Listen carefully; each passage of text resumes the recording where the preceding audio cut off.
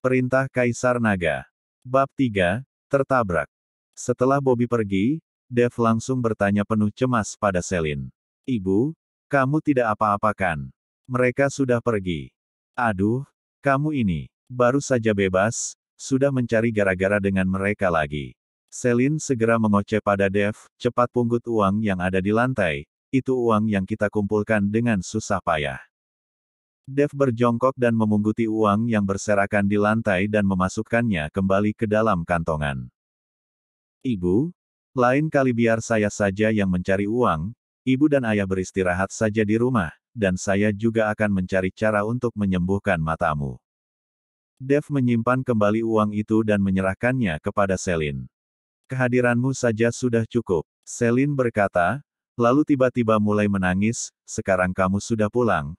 Hati ibu sudah tenang, kalau bukan karena merindukanmu, ibu pasti sudah mati sejak dulu. Dia melihat ibunya menjadi seperti ini, mata Dev mulai berapi-api. Bam! Dev tidak tahan lagi, dia meninju meja yang ada di hadapannya. Brak! Meja itu hancur berkeping-keping dalam sekejap. Keluarga Xiao. Keluarga geng. Saya pasti akan membuat mereka menanggung akibatnya. Itu pasti. Sekujur tubuh Dev dipenuhi dengan aura kemarahan yang berapi-api. Seolah merasakan kemarahan Dev, Selin berkata dengan tergesa-gesa, Dev, kamu jangan mencari perkara ya, sekarang kamu sudah bebas, kamu fokus mencari pekerjaan saja, semuanya akan menjadi lebih baik lagi setelah hari ini. Dev menghibur ibunya, lalu pergi keluar. Dia hendak pergi mencari sana untuk meminta penjelasan. Ibu, jangan khawatir. Saya tahu harus berbuat apa. Saya ingin keluar sebentar. Setelah keluar dari rumah pun aura kemarahan masih melekat di tubuh Dev. Tapi saat Dev hendak menyeberang jalan, tiba-tiba sebuah Porsche merah melaju kencang, sangat kencang dan langsung menabrak Dev hingga terlempar. Bruk! Tubuh Dev bertubrukan dengan aspal, kalau saja dia tidak dilatih oleh Ryu, tabrakan itu pasti sudah mencabut nyawanya. Dev yang bawaannya memang sedang marah, menjadi lebih marah lagi karena tertabrak. Siapa yang menyetir dan tidak punya mata? Tepat saat Dev memaki dan berusaha bangkit berdiri, sebuah suara mendecit terdengar. Bajingan, kamu menyeberang tidak lihat-lihat dulu. Apa kamu tidak punya mata? Seorang gadis terlihat turun dari Porsche itu, dia mengenakan gaun berwarna putih, dan mengenakan sepatu hak tinggi. Dia terlihat sangat cantik, dan menatap Dev dengan tatapan kesal. Dev mengernyitkan keningnya, awalnya dia berusaha bangkit berdiri, tapi malah kembali terbaring di tanah. Di antara kita siapa yang tidak punya mata? Jelas-jelas kamu yang menabrakku, kamu terlihat begitu cantik tapi kenapa saat membuka mulutmu malah seperti kotoran busuk? Dev berkata dengan tegas kepada gadis itu. Kamu berani memakiku. Gadis itu menatap Dev dengan emosi, dan tiba-tiba mengangkat kakinya dan hendak menendang Dev. Gadis itu mengenakan sepatu hak tinggi, hak sepatu itu seruncing pisau, kalau tendangan itu mengenai tubuh orang pasti akan langsung berdarah. Yuki, berhenti. Melihat gadis itu melayangkan tendangannya ke arah Dev, seorang pria parubaya membuka pintu mobil dan turun dari mobil. Pria parubaya itu terlihat acuh tak acuh, terlihat seperti seseorang yang sudah lama memiliki banyak kekayaan.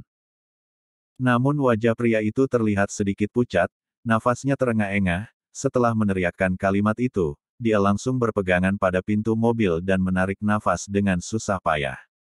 Ayah, kenapa ayah turun? Setelah melihat pria parubaya itu, gadis itu langsung bergegas menghampirinya dan memapahnya. Ayo cepat kita ke rumah sakit, jangan menghabiskan waktu lagi. Pria parubaya itu berkata pada gadis itu.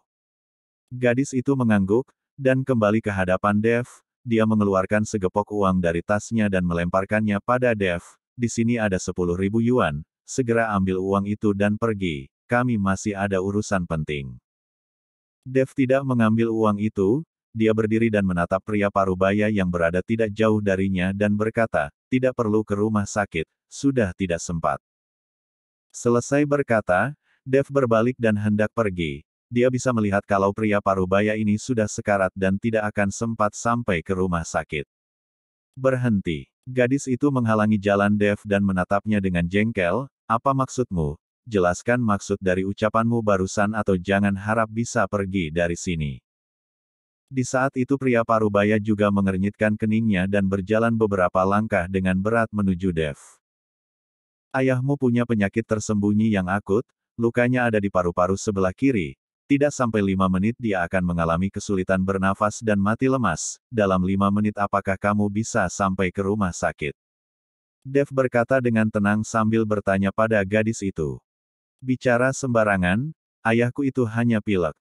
Yuki, pria parubaya itu memanggil anaknya, lalu kembali melangkah beberapa langkah menuju Dev, matanya penuh keterkejutan, adik, bagaimana kamu bisa mengetahui kalau paru-paru kiriku pernah terluka? Dev berkata lalu berbalik dan hendak pergi. Kujelaskan pun kamu tidak akan mengerti, saya ada urusan penting, tidak punya waktu untuk dibuang-buang di sini.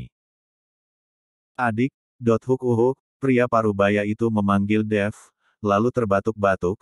Ketika dia sedikit stabil, dia langsung melangkah menuju Dev dan menarik lengannya. Adik, kamu bisa mengetahui penyakitku, kamu pasti bisa menyembuhkannya juga. Saya berharap adik bersedia menyelamatkan nyawaku, berapapun harganya akan kubayar. Ini adalah kartu namaku.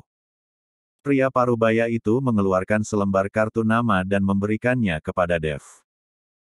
Awalnya Dev tidak ingin menerimanya, dan tidak peduli, tapi saat dia melihat nama yang tertera pada kartu nama itu, dia langsung mengambilnya dan bertanya, kamu adalah direktur dari grup Su, Juan Su. Benar sekali. Juan mengangguk.